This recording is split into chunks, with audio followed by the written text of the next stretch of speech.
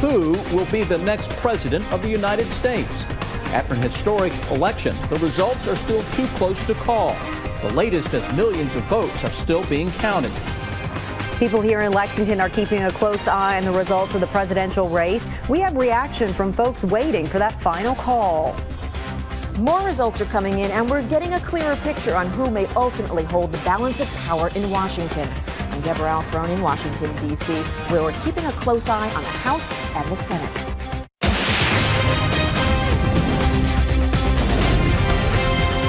This is WKYT News at 5:30. Good evening.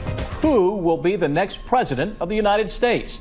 A day after an historic election, it's still not clear as millions of legally cast votes are still being counted in key states. Right now, former Vice President Joe Biden is showing a lead over President Donald Trump in the Electoral College. Take a look at this map. It shows the states that so far have been called for each of the candidates, with President Donald Trump in red there and challenger Joe Biden in blue. The latest updates, the Associated Press has called Arizona as being won by Biden, and CBS News has called the state of Michigan also for Biden.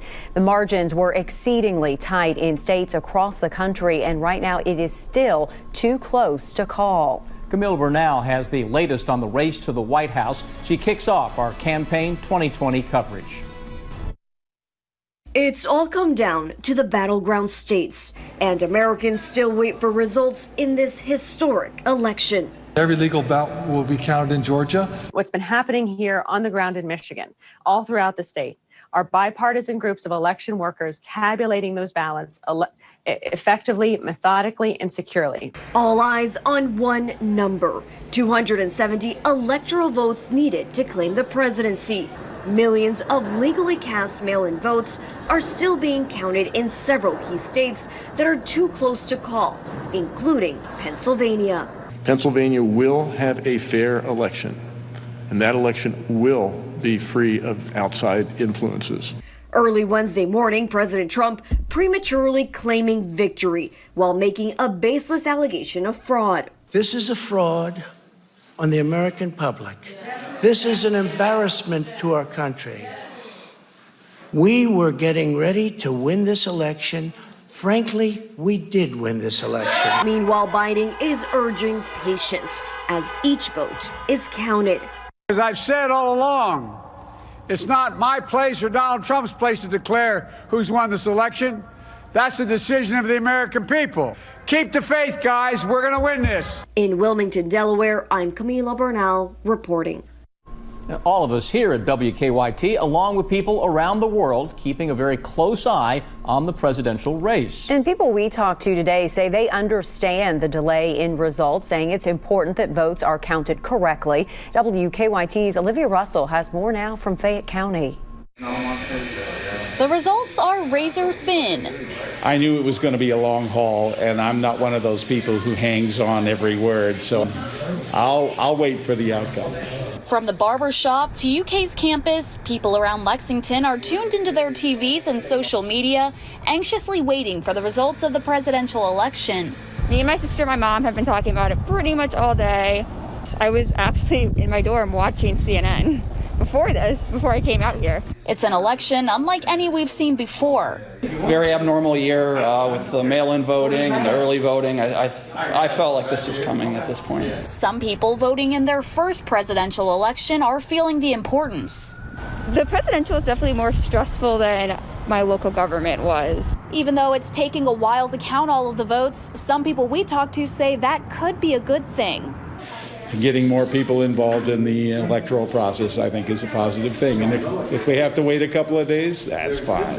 While people want answers, they tell us it's more important that each vote is counted correctly. I don't think we need to rush, but at the same time, I don't think it should take like a month or anything like that. So as long as it's done right, I'm willing to wait. In Lexington, Olivia Russell, WKYT. In today's poll question, we're asking, is it too soon for the presidential candidates to declare victory? And right now, most of you, over 90%, say yes, it is too soon. If you'd like to vote in WKYT's live poll, you can find it on WKYT.com or inside the WKYT News app. One of the two proposed amendments to Kentucky's Constitution on the ballot this year passed. Marsy's Law will create a Bill of Rights for crime victims. On its second try, Marsy's Law overwhelmingly passed with at least 63% of the vote.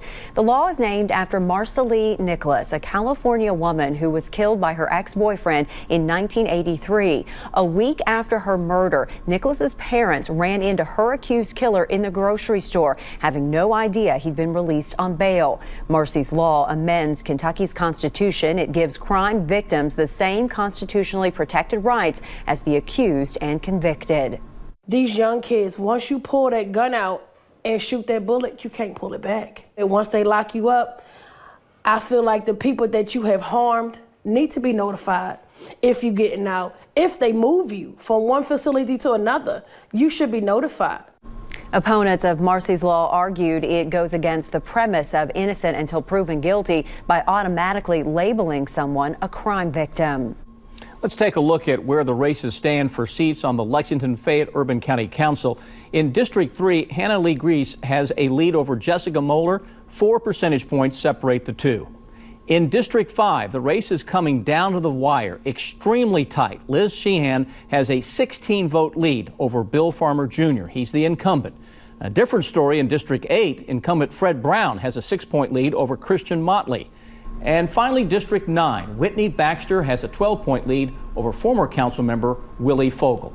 Voters in Jessamine County overwhelmingly approved the sale of alcohol. It wasn't even a close race. 72% voted yes. We asked the Jessamine County Judge Executive David West about the timeline of when sales would start in the county. He says the county will spend the next 60 days updating its ordinances to accommodate alcohol sales. The county will also work with the state on getting the number of licenses to issue for sales in the county. They will also have to hire a compliance officer, review the process for licensing, and decide which license applications should be granted. West says it could take up to about 90 days. All right, in case you haven't had the chance to step outside today, we recommend it. It is a really nice day out there for Central Kentucky, or it has been. Would have been a great day to be off, Amber. You know, it didn't work out that way. Doesn't happen. This election got in the way.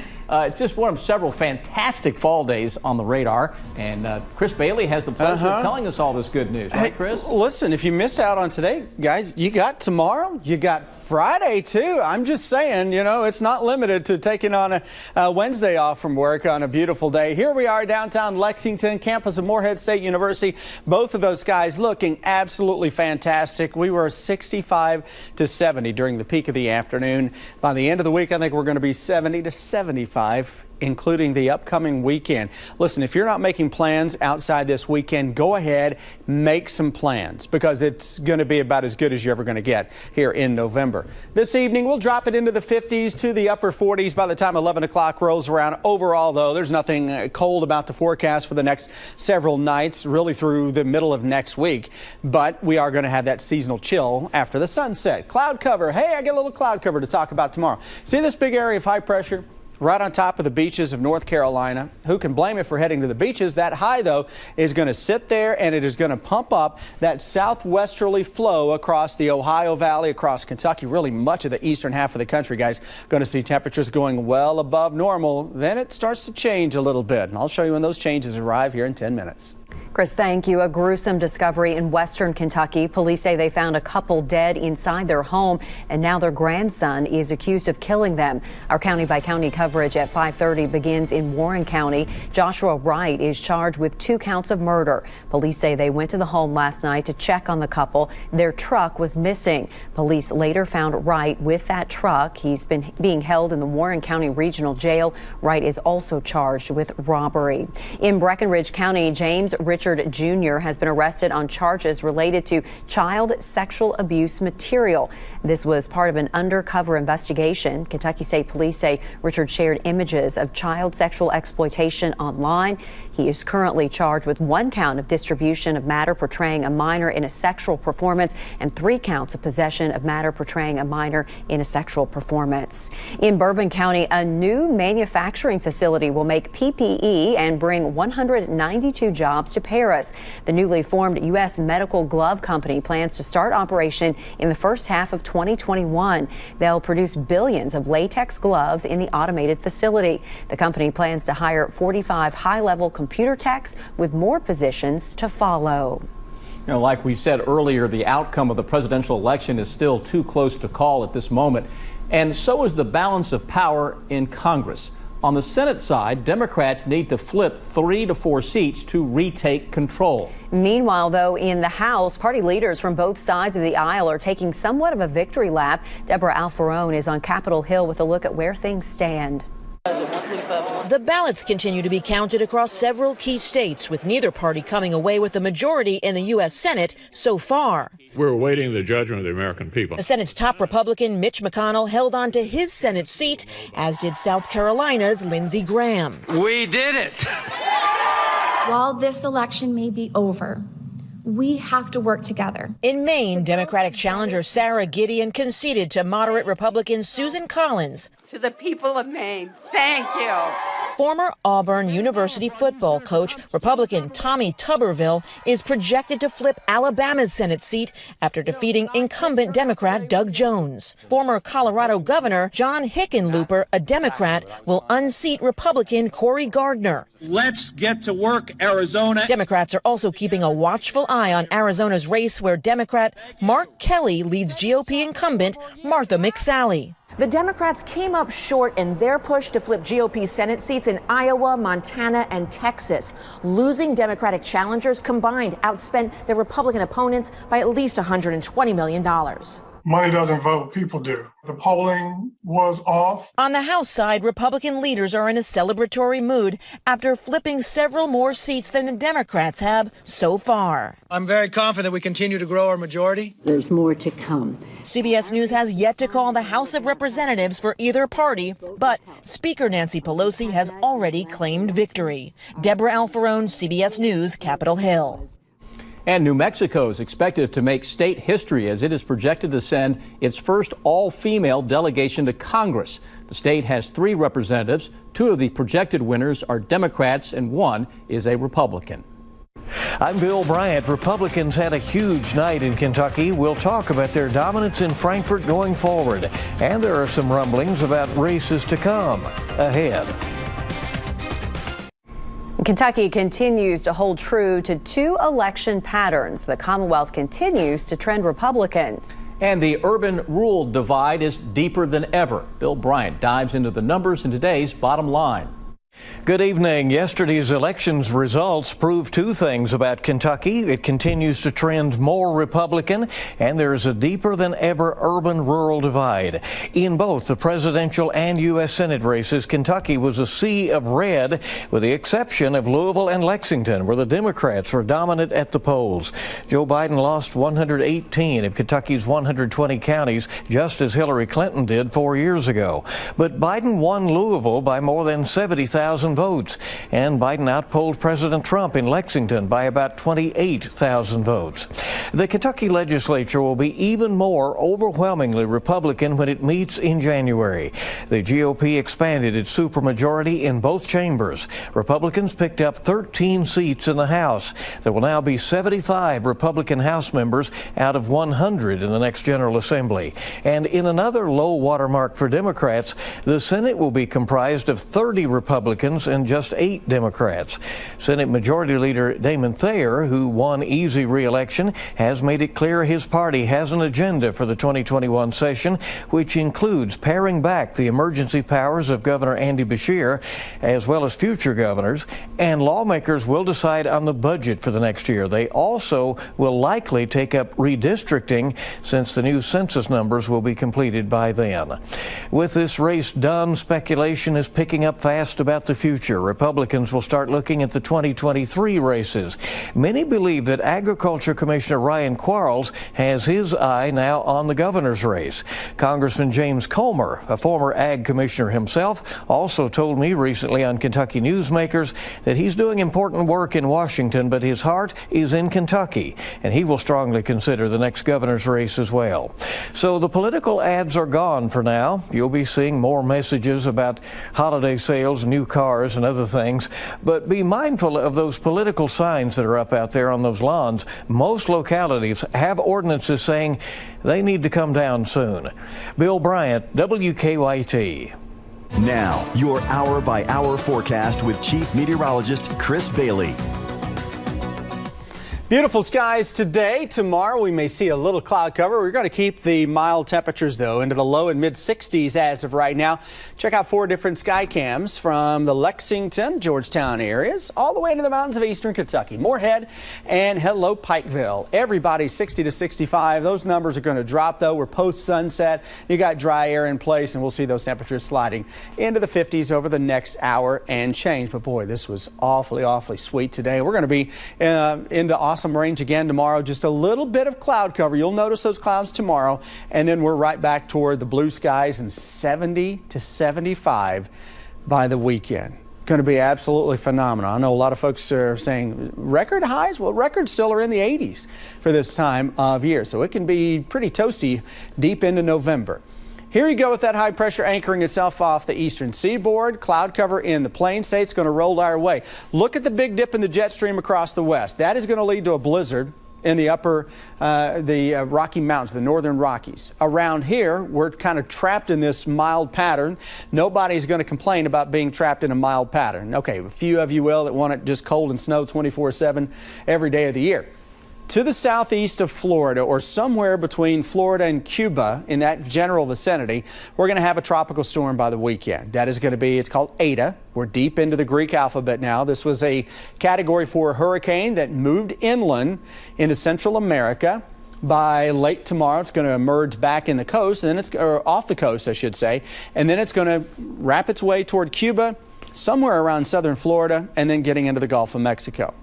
Can that influence our weather? Maybe by the first half of next week. We'll see. Another nice one tomorrow. You will see those clouds. More of the same in terms of the awesome stuff Friday and into Saturday. I'm not saying we're putting it on cruise control back here in the weather office, but with election week and temperatures nice, no rain, blue skies, I'm not saying we're not putting it on cruise control either, all right? Forecast as we go toward the hour by hour over the next few days. 50s this evening, and by the time we get into tomorrow morning, mid to upper 40s. There you go with those clouds, 60 to 65 for much of the afternoon. Some of us, you get a little ray of sunshine, you're into the mid 60s. End of the day on Friday, pleasant again, 40s to start, 65 to 70. I think this is undercooked in terms of those late day high temperatures. We'll be right at 70 to 75 Saturday, Sunday, and Monday. What is left of that system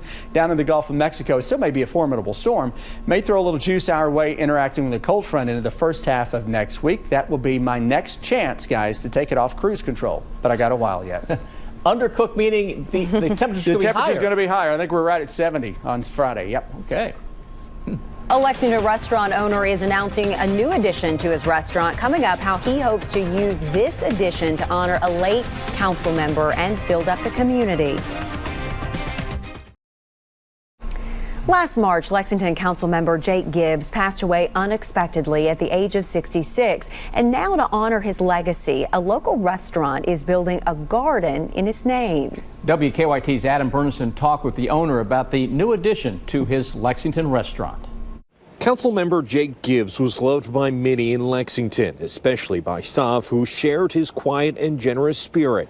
Sav and Gibbs' friendship grew as they both owned restaurants, and Sav said he was grateful to have a supporter like Gibbs. When I found this place back in June last year, he was so happy for me. Between December and March when he passed away, he was here at least 9 times. After Gibbs had passed, Sav knew he had to honor him in some way, and that's how Jake's garden got started. Teaming up with Anita, Gibbs' wife, the two have been working to expand Sav's outdoor area to include a garden that will include Gibbs' favorite plants. He loved lilacs, he loved forget-me-nots, these little tiny, delicate flowers. He also was obviously a big proponent of trees, particularly native trees. This garden and outdoor seating area will also allow Sav to open more outdoor in-person dining while also keeping his friend's legacy living on. To transform this corner here into that little paradise, man, it just makes me happy. I can't wait. And it'll be more than just a dining area, but an area where a community can grow together. I think it's going to be a place where people are going to hang out and enjoy themselves and connect with people and eat good food and listen to music and all things that Jake was a big fan of. In Lexington, Adam Burniston, Wkyt. We look forward to the finished product. Saab says that they hope to start planting the trees next week to begin on this new green space.